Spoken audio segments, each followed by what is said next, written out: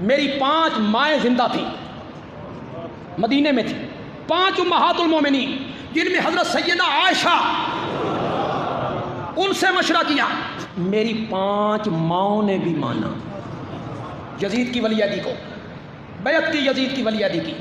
آگے وقت ملا تو میں بیان کروں گا کہ حضرت حسین بھی بیعت پہ راضی ہو گئے، صرف عبداللہ ابن زبیر اڑے رہے، انہوں نے آخر تک یزید کی بیعت۔ یا تو آپ اس بات کو مان جائیں کہ صحابہ نے باطل کا ساتھ دیا، صحابہ نے کفر کا ساتھ دیا، یا تو آپ اسے تسلیم کریں، اور اگر اسے تسلیم نہیں کرتے ہیں تو پھر اس بات کو تسلیم کریں کہ یہ حق و باطل اور کفر و اسلام کا مارکا نہیں تھا۔ صرف 5 بندوں نے اختلاف کی، 54 صوبوں میں، بولو بولو بولو، بندیالوی کبھی کچی بات نہیں کہے گا، 54 صوبوں میں صرف کتنے بندوں نے اختلاف کیا؟ عبداللہ ابن عمر 1، عبداللہ ابن عباس 2، عبداللہ ابن زبیر 3، عبد الرحمن حضرت ابو بکر کے بیٹے ہیں 4، حضرت حسین۔ ان 5 بندوں نے کہا کہ یہ طریقہ ٹھیک ہو نہیں، باقی سب نے مانا، میری 5 ماؤں نے بھی مانا یزید کی ولی عہدی کو، بیعت کی یزید کی ولی عہدی کی۔ جب یزید خلیفہ بنا تو حضرت عبد الرحمن کا انتقال ہو گیا تھا، باقی رہ گئے 4، ان میں عبداللہ ابن عمر نے بھی بیعت کر لی، عبداللہ ابن عباس نے بھی بیعت کر لی، باقی کتنے رہ گئے؟ عبداللہ ابن زبیر اور حضرت حسین۔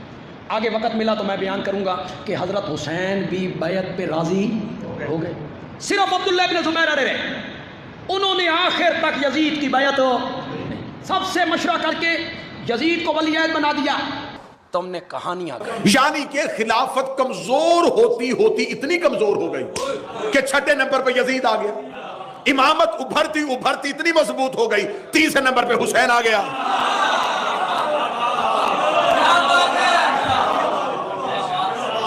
اب وہ جس نے مکہ کی پہاڑیوں پہ 2 بزرگ کھڑے تھے،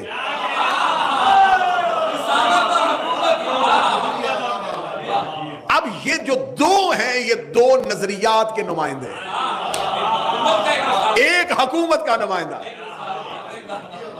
ایک رسالت کا نمائندہ۔ اب اس نے جب حاکم شام مرنے والا تھا تو اس نے 4 لوگوں کو بلایا شام اپنے پاس، اس میں سعید بن آس کو بلایا، حسین بن نمیر کو بلایا، ضحاک ابن قیس کو بلایا۔ اس نے کہا کہ میں اپنے بعد اپنے بیٹے یزید کو حاکم بنانا چاہتا ہوں، کوئی رستہ اختیار کرو، کیونکہ یہ انتہائی بد کردار تھا۔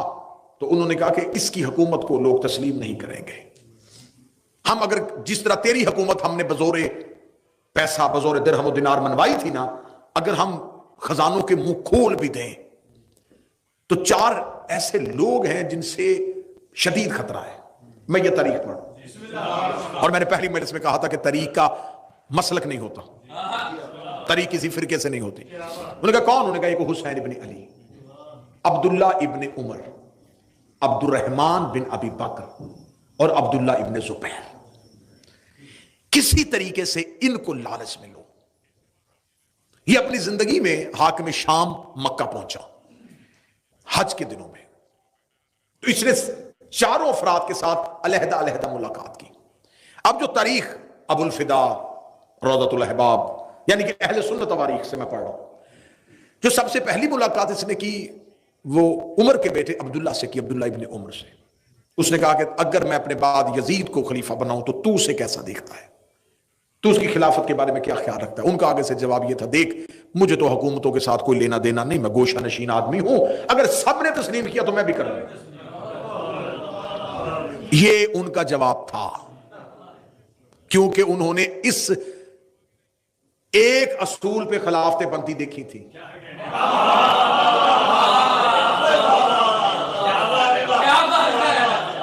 کہ اگر جمہور تسلیم کر لیا جائے تو تسلیم کر لیا جاتا ہے، جیسا کہ ایک خلیفہ نے اپنے باپ کو خط لکھا تھا، مبارک ہو میں مسلمانوں کا خلیفہ بن گیا ہوں۔ تو اس نے کہا تھا کہ کیا ہاشمی دنیا سے چلے گئے؟ ہاں یہ خط کتابوں میں موجود ہے۔ اس نے کہا ہاشمیوں کے ہوتے ہوئے تمہیں خلافت کس نے دی؟ اس نے کہا اس لیے کہ میں عمر میں بڑا تھا۔ باپ نے کہا پھر میں آ جاؤں؟ میں تو تیرا بھی باپ ہوں۔ اب یہاں یہ اصول بن گیا تھا کہ خلافتیں اس بنیاد پہ بنتی ہیں، بڑے ہونا، رشتہ داری کی بنیاد۔ یہ اللہ کے خلیفہ ہونے کی نشانیاں دیکھیں، ظلم اور ستم دیکھیے گا تاریخ کا۔ عبداللہ ابن عمر نے یہ جواب دے دیا، اس نے کہا ٹھیک ہے۔ اس نے عبد الرحمن بن ابی بکر کو بلایا، اس نے سخت الفاظ میں مذمت کی، اس کے ساتھ جھگڑا ہوا، اور نبی کی بیوی نے جب اپنے بھائی کو اس کے ہاتھوں مار کھاتے ہوئے دیکھا تو وہ آئیں اور اس کو بچا کے لے گئی، اور اس نے کہا کہ تو نے میرا پہلے ایک بھائی محمد قتل کروا دیا ہے، اب تو اس کے پیچھے کیوں پڑ گیا۔ تیسری اس نے ملاقات کی حسین ابن علی سے، مولا حسین ابن علی سے کہا دیکھیے حسن نے میرے ساتھ شرائط طے کی تھی، مولا نے فرمایا تم نے اس پہ عمل نہیں کیا۔ اس نے کہا میں نے خاطر خواہ عمل کیا ہے، میں چاہتا ہوں کہ میرے بعد میرا بیٹا یزید تخت پہ بیٹھے۔ مولا امام حسین اس کی طرف دیکھ کے کہنے لگے یہ پہلی شرط کی نفی ہے۔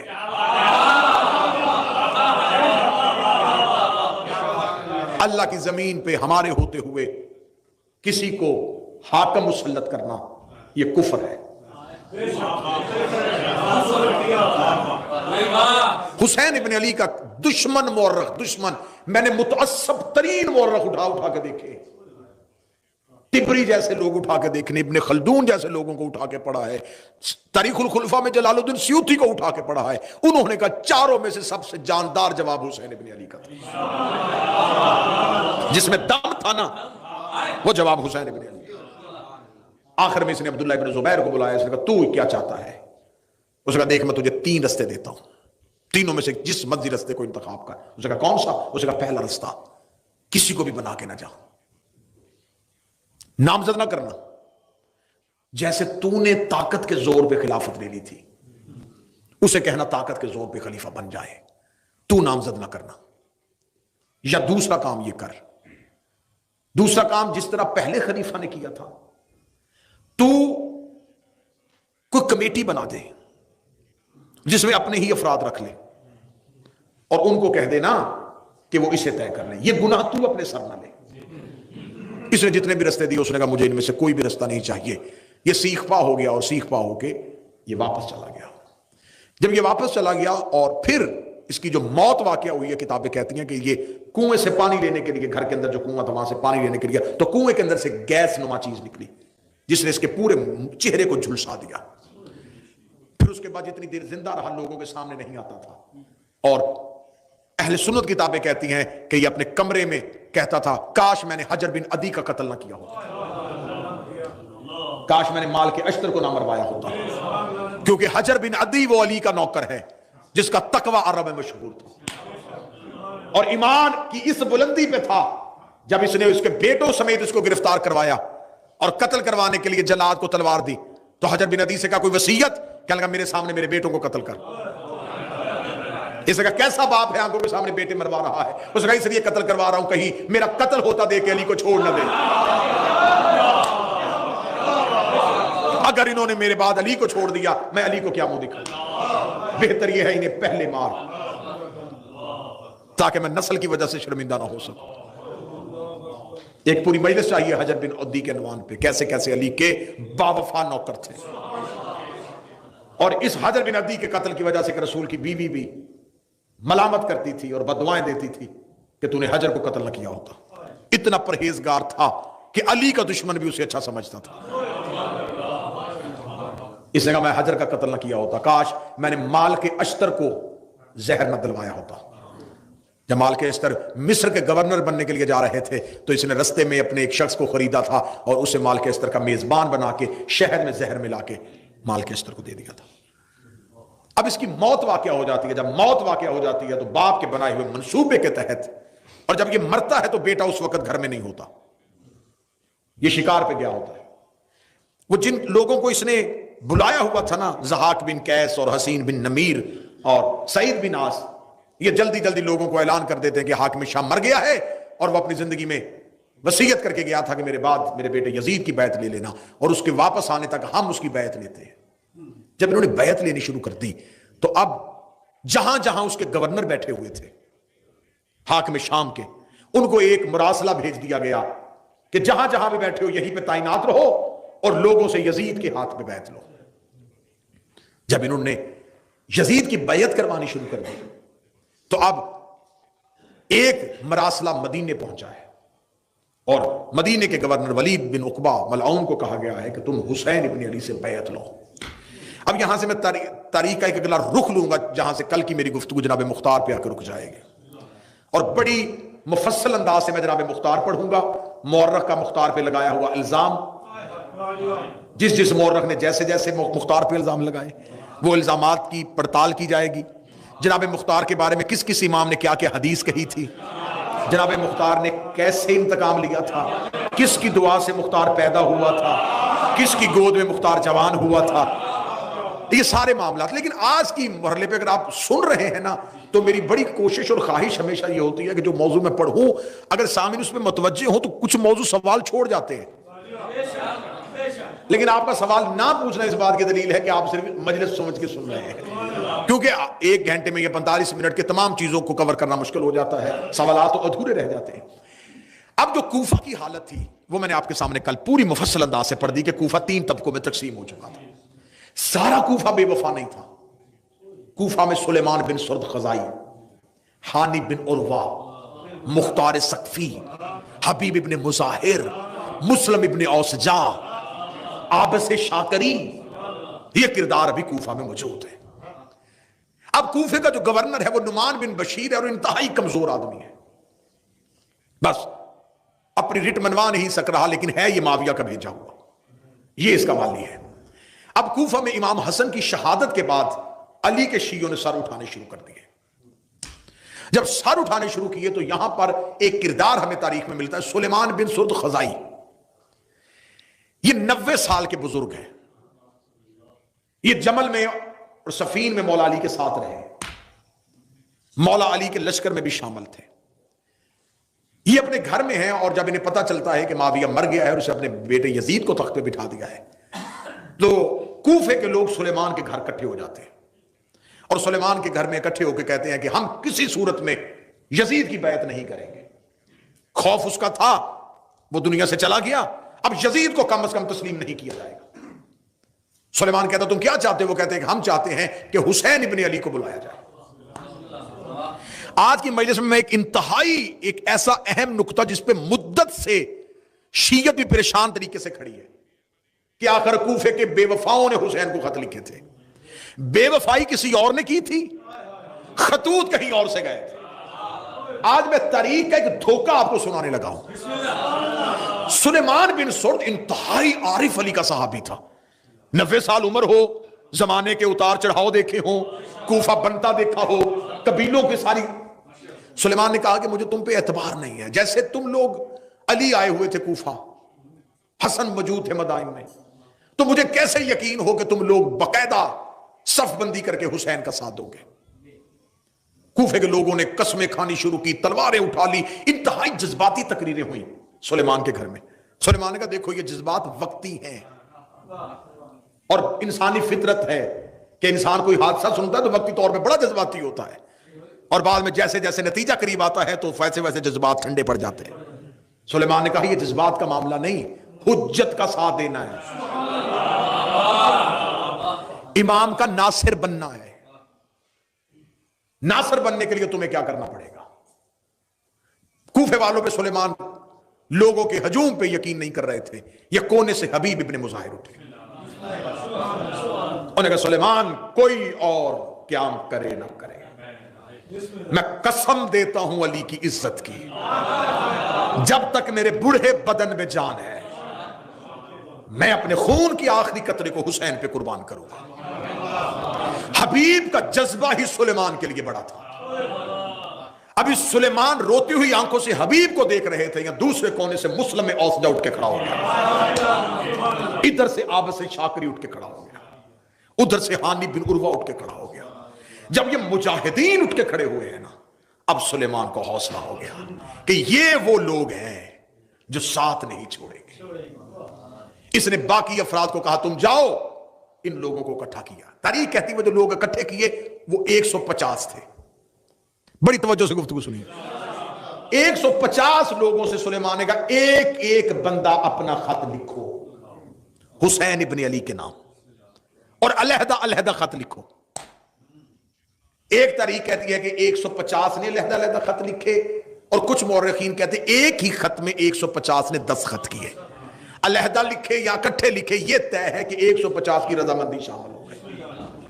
ادھر سے امام حسین مدینہ چھوڑ چکے تھے۔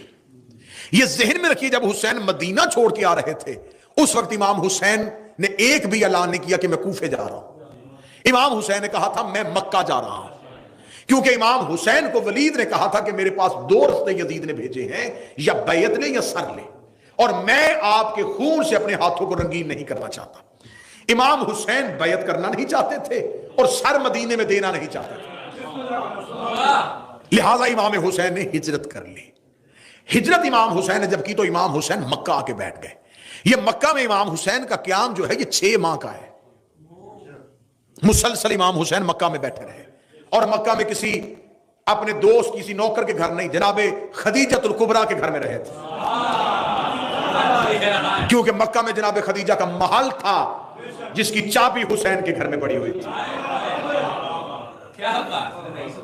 مولا امام حسین آ کے بیٹھ گئے مکہ میں، اور اب 150 لوگوں نے جب پتہ چل گیا نا، تو اب اگر یہاں علی کے شیعہ تیاری کر رہے ہیں تو معاویہ کے بھی ابھی لوگ باقی ہیں۔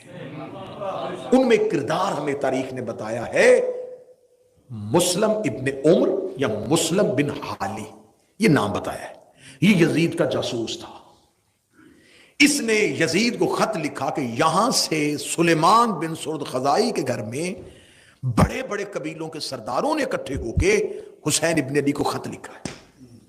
اس نے فوراً کہا کہ تم بھی ایسے کرو کہ اپنے لوگوں سے حسین کو خط لکھواؤ۔ اب دیکھیے گا، اب محمد بن اشعث جودہ کا بھائی، اور وہ اشعث جس نے مدائن میں مولا حسن سے دھوکہ کیا تھا، اس کا بیٹا، اس نے اپنے گھر میں لوگوں کو اکٹھا کیا اور اکٹھا کر کے وہاں سے خطوط لکھے، جن خطوط کے آخر میں انہی لوگوں کا نام لکھ دیا جنہوں نے سلیمان کے گھر میں خطوط لکھے تھے۔ اب دیکھیں گا تاریخ میں دھوکہ کیسا ہوا ہے۔ جو سلیمان کے گھر میں شیعوں نے خطوط لکھے تھے، سلیمان نے کہا کہ کیونکہ امام کا پروٹوکول نہیں ہے کہ ہم قاصد بھیجیں، یہ امامت کی شان کے خلاف ہے کہ امام مکہ آئے ہوں اور ہم کسی قاصد کے ہاتھ اپنے خط بھیجیں۔ اٹھو اپنے اپنے خط لے کے مکے جاؤ۔ 150 لوگ خطوط کے ساتھ مکہ پہنچ گئے۔ مکہ میں امام حسین کو کوفہ کے تمام حالات سے باخبر کر دیا۔ مولا امام حسین نے تمام حالات کو دیکھنے کے بعد کہا کہ میں ابھی کوفہ نہیں جاؤں گا، میں بھیجتا ہوں مسلم کو، تم پہلے مسلم کے ہاتھ پہ میری بیعت کرو۔ اب مولا امام حسین نے جب کہا نا کہ مسلم آئیں گے، مسلم بیعت لیں گے، اور مسلم کے بعد میں آؤں گا، انہوں نے فوراً پہنچے کوفہ میں، انہوں نے کوفہ میں جا کے اعلان کروایا حسین کے سفیر آ رہے ہیں۔ اب علی کے نوکروں نے تیاری کرنی شروع کر دی ہے، ادھر علی کا لشکر تیار ہو رہا ہے، علی کے محب تیار ہو رہے ہیں، حسین کے ساتھی تیار ہو رہے ہیں۔ جب مولا مسلم کوفہ پہنچتے ہیں تو جناب مختار جو تھے یہ مدائن میں تھے، لیکن ان کا گھر کوفہ میں تھا۔ بور تو نہیں ہو رہے آپ؟ یہ کوفہ میں تھے۔ جناب مختار کو جب مسلم کی خبر پہنچتی ہے کہ جناب مسلم آ رہے ہیں، تو جناب مختار فوراً مدائن سے کوفہ پہنچ جاتے ہیں اور کوفہ شہر کے باہر آ کے جناب مسلم کا استقبال کرتے ہیں۔ جناب مسلم کو لے جا کے جناب مختار پہلا پڑاؤ، پہلے مہمان کوفہ میں جناب مسلم جناب مختار کے گھر بنتے ہیں۔ اب یہاں پہ آپ کو ایک سوال بہت ستائے گا، وہ سوال کا جواب میں کوشش پوری کر رہا ہوں کیونکہ نیلسن مجلس کے لیے جانا ہے، تو ورنہ میں مجلس کو طویل کرنا چاہتا تھا، لیکن آپ جو رک جائے گی وہ کل۔ ایک سوال جو بنتا ہے کہ جب جناب مسلم کوفے میں تنہا تھے تو یہ جو لوگ تھے یہ کہاں تھے؟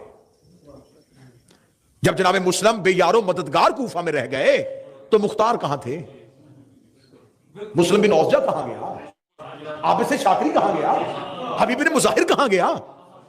یہ سوال ابھرے گا کہ جن لوگوں نے قسمیں کھائی تھی پھر جناب مسلم کی نصرت کے لیے کیوں نہیں تھے؟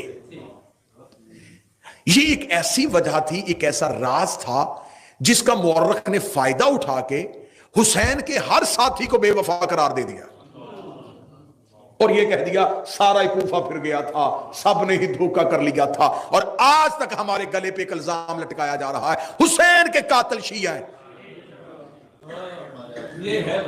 مورخ نے بہت باریک بینی سے کام لیا ہے کہ قتل حسین کوفہ کے شیعوں کے کھاتے ڈالا جائے، اور اسی باریک بینی کے لیے معاویہ یزید نے کہا تھا اپنے لوگوں سے حسین کے نوکروں کے نام پہ خط لکھواؤ، کہ بلواؤ حسین کو نوکروں کے نام پہ، پھر آگے ہمارا لشکر ہوگا وہ حسین کو قتل کر دیں گے، طریق سے لکھوا دیں گے نہ ہم نے بلایا تھا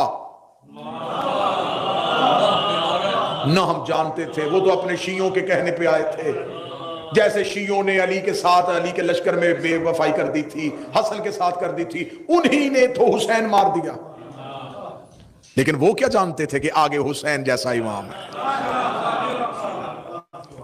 انہوں نے جناب مسلم بن عقیل کو بھیجا، بات یہیں تک آج کی حد تک رک جائے گی، اور کل یہاں سے ہم نیا موڑیں گے وہ کہاں تھے اور انہوں نے قیام کیوں نہ کیا، اور جناب مسلم بن عقیل جب کوفہ میں رک گئے تو کوفہ میں اس کے راز کیا تھے، اور یہیں سے کیسے گفتگو تو میں موضوع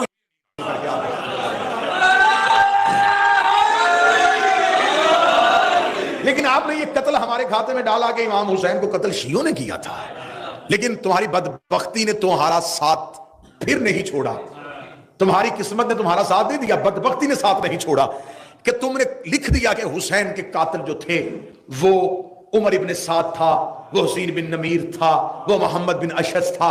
جب تم نے نام لکھ دیے تو اب بتانا تو پڑے گا نا کہ عمر ابن سعد کس کا بیٹا تھا،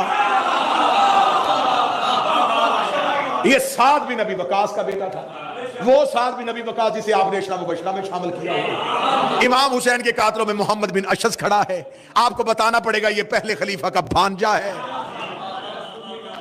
قاتلوں کے شجرے ہم تمہارے گھر سے نکالیں گے، جس نے حکم دیا وہ معاویہ کا بیٹا، جو لشکر لے کے گیا، اور جس نے سب سے زیادہ ملعونیت کی تھی ابن زیاد ملعون نے۔ میں بڑی ایک جلدی میں نے کہا کہ پہلی مجلس میں کہا تھا کہ ان کے کردار اتنے گندے ہوں گے کہ مجھے منبر کا ادب ملحوظ خاطر رہے گا کہ میں کیسے پڑھوں۔ جو زیاد جس کا یہ بیٹا نا عبید اللہ اس کا نام ہے، اس کو ابن زیاد کے نام سے مشہور جان بوجھ کے کیا گیا تھا۔ یہ جو زیاد ہے نا، زیاد باپ کے نام سے مشہور نہیں تھا، اس کو زیاد ابن سمیہ کہتے تھے ماں کے نام سے، کیونکہ باپ کے نام کا کسی کو نہیں پتا تھا۔ یہ تاریخی حقائق ہیں، باپ کے نام کا کسی کو نہیں پتا تھا، ماں کے نام سے عرب میں مشہور کر دیا گیا تھا، بڑا ملعون۔ اور یہ بات ذہن میں رکھیے گا، امام کا قاتل حرامی ضرور ہوتا ہے،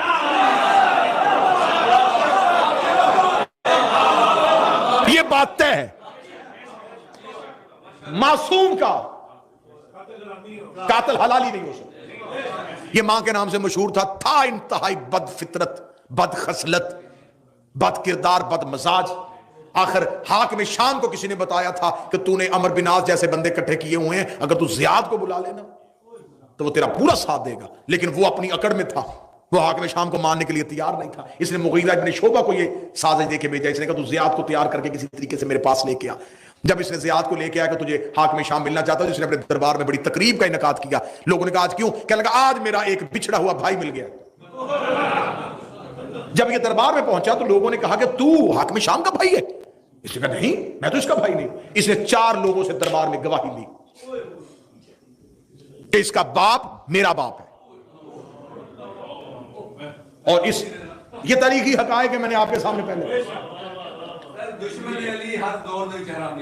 اور اس نے مغیرہ ابن شعبہ کو کاندھا مار کے کہا تھا کہ تو مجھے یہاں گالیاں دلوانے کے لیے لے کے آیا تھا، کہ یہ گالی ہے نا کہ بھرے دربار میں یہ کہہ رہا ہے۔ اور اس نے 4 لوگوں سے قرآن پہ قسم دلوائی، اور وہ بات آپ کبھی ممبر کے علاوہ مجھ سے پوچھ لیجئے گا، میں پورا آپ کو واقعہ سنا دوں گا کہ انہوں نے کس انداز میں گواہی دی اور اس کو کس طرح اس کے ساتھ بھائی کے رشتے سے جوڑا، اور انہوں نے تسلیم کر لیا کہ میرا بھائی ہے۔ تو قاتل حسین تو تمہارے بھائی تھے، تو اگر تم نے ہمارے کھاتے میں ڈال دیا ہے تو پھر ہم لعنت کریں، تمہیں تکلیف کیا ہے؟